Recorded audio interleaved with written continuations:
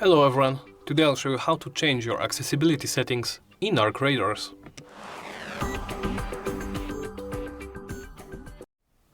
To change the accessibility settings, first go to the settings menu by pressing the gear icon right here or the back button right here.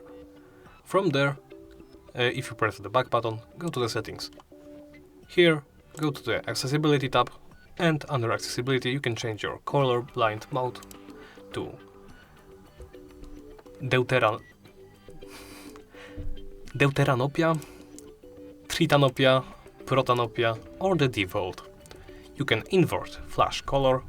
I would suggest it even if you aren't susceptible to epileptic seizures, because it simply turns the blinded effect from white to black. So no flashbangs during the night sessions. You can also change your font size from small to big. And that's it.